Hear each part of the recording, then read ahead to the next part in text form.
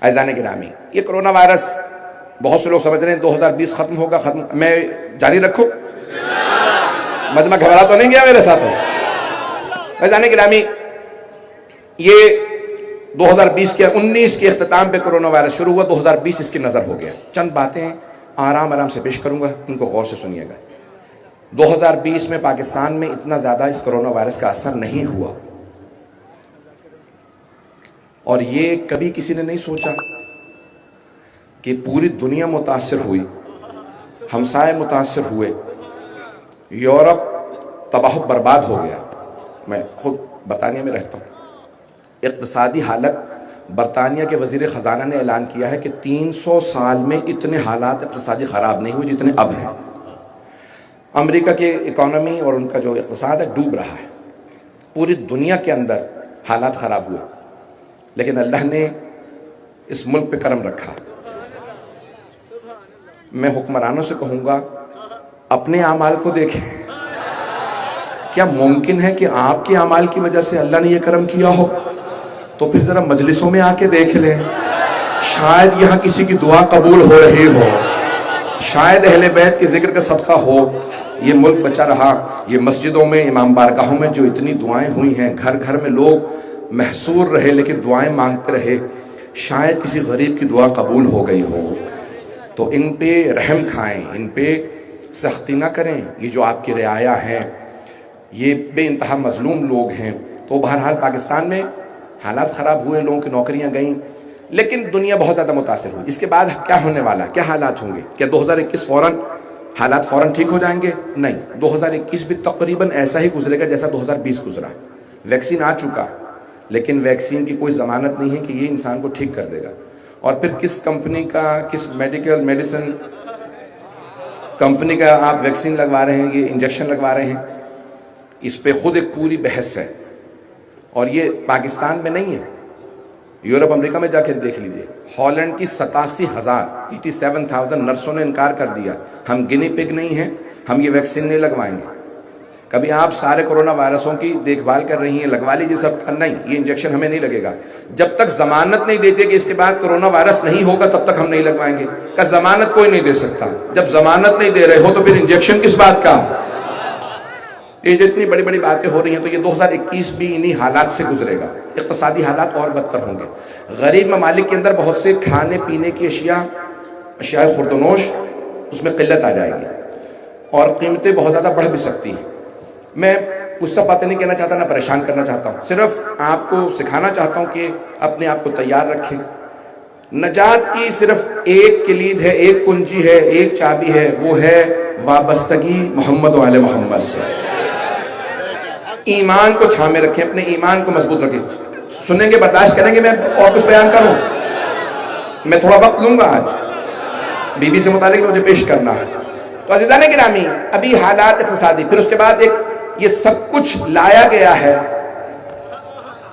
ایک نیا دنیا کے اندر نظام لانے کے لیے، سیاسی نیا نظام آئے گا دنیا میں اس کے بعد۔ اب وہ کب آتا ہے؟ اور نئی دنیا نہیں بنے گی، جو 20 30 سال 40 50 سال بعد ہونے والا تھا وہ آئندہ 5 سے 10 سال میں سب کچھ ہو جائے گا۔ یعنی جو دنیا میں اقتصادی تبدیلیاں آنے والی تھی، اکنامیکل چینجز، پولیٹیکل تبدیلیاں، جو دنیا میں سیاسی تبدیلیاں آنے والی تھی کہ آئندہ چین دنیا کے اقتصاد کا فیصلہ کرے گا، یہ سب کچھ ویسا ہی ہوگا جیسا پہلا ہونے والا تھا۔ پہلے 20 30 سال لگتے ہیں، 5 سے 10 سال میں سب کچھ ہو جائے گا۔ مجھے پوری طرح سے احساس ہے کہ سب لوگ خاموشی سے مجھے بہت غور سے سن رہے ہیں۔ ایک پوری سیاسی اقتصاد کے لحاظ سے اکنامیکلی بہت بڑی بڑی تبدیلیاں آئیں گی۔ میں کوئی لیکچر نہیں دے رہا ہوں، کبھی کوئی سیمینار موقع ملا تو پیش کروں گا۔ یہ نوٹ، کرنسی، سکے ختم ہو جائیں گے، کرپٹو کرنسی یا خود ڈیجیٹل کرنسی یا الیکٹرانک کرنسی آ جائے گی۔ پوری دنیا میں ایک ہی کرنسی ہوگی، اور وہ آئندہ چین رن کرے گا، چائنا کے ہاتھ میں اس کا اقتصادی ہو۔ کوئی بات نہیں، کسی کو بھی چلنے دیں، ٹیلی فون کا کوئی مسئلہ نہیں ہے، یہ صرف اور صرف یہ خاص کلپ بن رہا ہے۔ اگر بند کرنے کے لیے کہتے ہیں انتظامیہ کے ساتھ کوآپریٹ کیجیے گا، بہت سے کیمرے لگے ہیں، کوئی مسئلہ نہیں ہے، مجھے سنتے رہیے گا۔ توجہ ہے میرے ساتھ؟ مجمع کی جاری رکھوں، بولتا رہوں اس موضوع کو۔ عزیزان گرامی نئی کرنسیاں آئیں گی, یہ سب نوٹ وغیرہ ختم ہو جائیں گے, ایک کرنسی رائج ہوگی دنیا بھر کے اندر. آئندہ 5 سے 10 سال میں سب کچھ ہو جائے گا. 5 سے 10 سال میں یہ سب نئی کرنسیاں لے آئیں گے. چین ان کا, چائنا فیصلہ کرے گا. پاکستان کو ایک لحاظ سے فائدہ ہوگا کیونکہ اس کا الحاق اور اتحاد اب چین کے ساتھ ہے. جو حالات تھوڑے بہت خراب ہو رہے ہیں وہ پاکستان نے اپنا قبلہ بدلا ہے, مجھے پرواہ نہیں ہے. تو جو قبلہ و کعبہ تھا پاکستان کا وہ محترم امریکہ صاحب تھا, اور اب جو ہے وہ چین ہو جائے گا. تو اس کے بعد کچھ سیاسی تبدیلیاں آئیں گی. میں زیادہ پریشان کر رہا ہوں؟ اب پاکستان کو فائدہ ہوگا چین کے ساتھ ہونے کا. راہداری بنے گی پورے ملک کے اندر, سڑکوں کے جال بچھ جائیں گے, نئی ایئر لائنیں بھی آئیں گی, سفر بدل جائیں گے. چین نے کہا ہے کہ ہم پوری دنیا سے 1 روڈ 1 بیلٹ, ایک سلک روڈ کا جو تصور دیا ہے, ابرائے ریشم جو پوری سڑک بنے گی وہ بنائے گا. پوری دنیا میں بہت تیز ٹرینوں کا نظام لے کے آئے گا چائنا. آئندہ کاریں آہستہ آہستہ ڈرائیوروں کے بغیر چلیں گی. میں نے خود کئی ممالک کے اندر دیکھنا شروع کیا کہ کاریں آنا شروع ہو گئی. آٹونومس کار کہتے ہیں, آپ اس میں صرف ایڈریس ڈال دیں, پتہ ڈال دیں, پہنچا دے گی. آئندہ لوگ گاڑیاں خریدا نہیں کریں گے. بتاؤں یا چھوڑ دوں؟ خزانہ گرامی, آئندہ لوگ گاڑیاں نہیں خریدیں گے. جرمنی میں یہ ابھی شروع ہو چکا. میں جب جرمنی گیا ہوں تو میں نے خود دیکھا ہے کہ آپ ایئرپورٹ سے اترے, ایک صاحب مجھے لینے آئے, میں نے ان سے کہا بھائی سامان آپ نے لے لیا ہے؟ چل چل کے تھک گیا ہوں. کہاں جا رہے ہیں؟ کہا بھائی گاڑی دور ہے. انہوں نے موبائل نکالا, گاڑی پہ لگایا, دروازہ کھل گیا. یہ کیا ہے؟ کہا مولانا گاڑی میری نہیں ہے, میں نے ہائر کی ہے, فون پہ کوڈ موجود ہے, لگایا ہے, دروازہ کھل گیا. اندر چابی موجود تھی, اسٹارٹ کی, الیکٹرک جو لگا ہوا تھا اس کے اوپر میٹر, اس کو فوراً اتارا, جس جگہ پہ مجھے لے کے جانا تھا وہاں اتارا, سامنے پارکنگ موجود تھی وہاں پہ گاڑی پارک کر دی. آئندہ لوگ گاڑیاں نہیں خریدیں گے, اس طرح سے گاڑیاں چلیں گی بغیر ڈرائیور کے. دنیا کے اندر ہر 10,000 میں سے ایک گاڑی کا حادثہ ہوتا ہے. آئندہ وہ چیلنج کر رہے ہیں ہر 10 لاکھ میں ایک گاڑی کا حادثہ ہوگا. پریشان ہو گئے؟ اب تھوڑا سا اور پریشان ہو جائیں. اور لوگ تنگ کنجسٹڈ آبادیوں میں نہیں رہیں گے, دور دور چلے جائیں گے. ابھی نئی جو ٹیکنالوجی آ رہی ہے, جو مختلف ایپس لائے جا رہے ہیں, جیسے زوم ہے, آہستہ آہستہ سب چیزیں, نوکریاں, ملازمتیں, سب کچھ کمپیوٹرائز ہو جائیں گی. لوگ باقاعدہ اپنے ایپ کے ذریعے, اپنے فون کے ذریعے, اپنے کمپیوٹر کے ذریعے, لیپ ٹاپ کے ذریعے اپنے سارے کے سارے کام کریں گے. پڑھائی بھی وہیں ہوگی اور تعلیم بھی وہیں ہوگی, نوکریاں بھی وہیں ہوں گی. بہت زیادہ 80% ایسی نوکریاں ایجاد ہوں گی جو ابھی نہیں ہیں آئندہ 5 سے 10 سال میں. جیسے اب سے 30 سال پہلے, پریشان اگر ہو رہے ہیں تو مجھ سے سن لیجئے, میں نے وعدہ کیا تھا. اب سے 30 سال پہلے اگر کوئی کہتا کہ کوڈک کمپنی تھی جاپان کی, فلم بناتے تھے, کیمرے ہوتے تھے جس کے اندر, اب نئے بچے نہیں سمجھے کہ پرانے والے سمجھ سکتے ہیں حضرات, کیمرہ ہوتا تھا اور اس کیمرے کے اندر فلم ڈلتی تھی, اسے فلم کہا جاتا تھا, ریل ہوتی تھی, تصویریں لیتے تھے. وہ ریل باقاعدہ تصویریں چھاپنے کے لیے لیبارٹری جاتی تھی, پھر باقاعدہ تصویریں نکالی جاتی تھی. پوری دنیا میں 80-90% سے زیادہ ریلیں کوڈک کمپنی تھی جاپان کی, وہ باقاعدہ ایجاد کرتے تھے. کچھ اور کمپنیاں بھی تھیں, امیر ترین کمپنیوں میں تھی. 1996 میں بینکرپٹ ہو گئی, ختم ہو گئی, دیوالیہ, ختم. کیوں؟ ڈیجیٹل کیمرے آ گئے, فون آ گئے, سب کچھ ختم. آئندہ تصویریں لوگ فون پہ دیکھیں گے, کمپیوٹر پہ دیکھیں گے, چھاپیں گے نہیں, پرنٹ نہیں ہوں گے. یہ ایسے بہت سے کاروبار ختم ہو جائیں گے. اب ہر ملک کی کوشش یہ ہے کہ نئے نظام کے اندر میرا کچھ نہ کچھ کنٹرول ہونا چاہیے. بحث اس پہ نہیں ہو رہی ہے کہ نظام کیا ہوگا, اس نظام کو چلانے والا کون ہوگا. اب تک لوگ کہتے رہے بھئی ایک دنیا کے اندر خدا ہے, اس خدا کا نام امریکہ ہے. تو امریکہ اپنے آپ کو خدا مانتا تھا. یہ جملے پیش کر رہا ہوں, میں کبھی سیاسی گفتگو نہیں کرتا. آپ کہیں گے ایک ہی دفعہ میں اتنی کر دی ہے کہ پابندیاں صحیح لگی ہیں.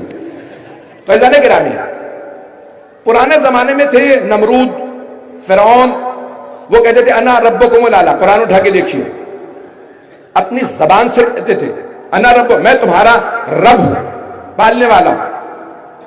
اب کہتے نہیں ہیں لیکن حرکتیں وہی ہیں جو فرعون کی تھی. ہمیں نہیں مانو گے تو ڈرون سے حملہ کریں گے, ایٹم بم کی دھمکی دیں گے, نہ جانے کیا کچھ ہوگا. اب یہ سارا ایک نیا اقتصادی نظام آ رہا ہے دنیا کے اندر, سب چیزیں تبدیل ہو جائیں گی. بس میں اسی پہ اکتفا کروں گا, شاید میں نے بہت زیادہ پریشان کیا.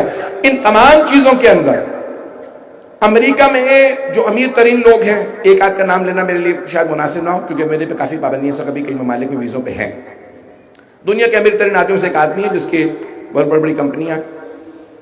پچھلے 20 سال سے وہ اور اس جیسے لوگ بحث کر رہے ہیں کہ دنیا کی آبادی کبھی بھی 7 ارب سے زیادہ نہیں ہوئی. دنیا کی ہمیشہ آبادی بڑھتی رہی ہے اور پھر کم ہوتی رہی. بڑھتی تھی، جنگیں ہوتی، وبائیں پھیلتی. وبائیں ہر 50 60 70 80 100 سال بعد وبائیں آتی رہی ہیں دنیا میں. اور طاعون کتنی دفعہ آیا ہے گزشتہ 500 سال میں، یورپ میں، امریکہ، ایشیا، افریقہ میں، امریکہ میں، کہ لوگ مر گئے. میزلز آئے، نہ جانے کون کون سی بیماریاں کہ لوگ ان سے مرے. سنیں گے؟ تو عزیزان گرامی، ان تمام بیماریوں سے لوگ مرتے ہیں، سب کچھ ہوتا ہے. تو اب وہاں ایک امریکہ میں بحثیں چل رہی تھی. میں 1998 سے 1998 سے میں امریکہ مسلسل جا رہا ہوں مجالس کے لیے. تو علمی حلقوں میں بحث وہاں پہ چلتی تھی کہ دنیا کی آبادی بہت زیادہ بڑھ گئی ہے، ہمیں دنیا کی 70% آبادی کم کرنے کی ضرورت ہے کیونکہ زمین پہ وسائل نہیں. تو وہاں پہ جو خدا کو نہیں نہ مانتا، وہ نہ اسے رزاق مانتا ہے، نہ اسے کریم مانتا ہے، نہ اسے ستار مانتا ہے. تو اللہ عطا کرنے والا ہے. میں نے زحمت کو تمام کیا، میں جناب سیدہ سے متعلق چند جملے پیش کروں.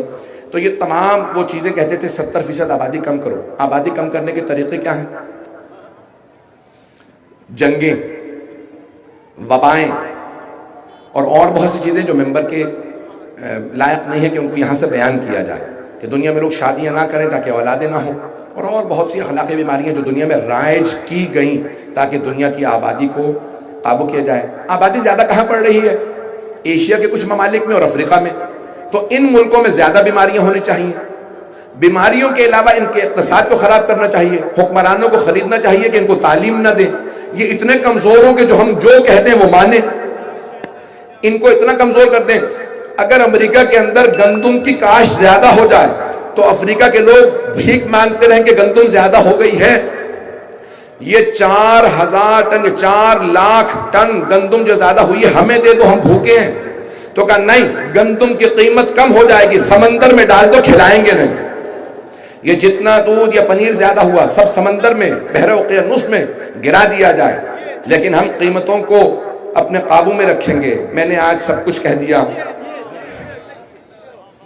عزیزان گرامی، جب جناب امیر نے کہا ہے کہ حق کو لوگوں تک پہنچانا ہم پہ لازم و ضروری ہے،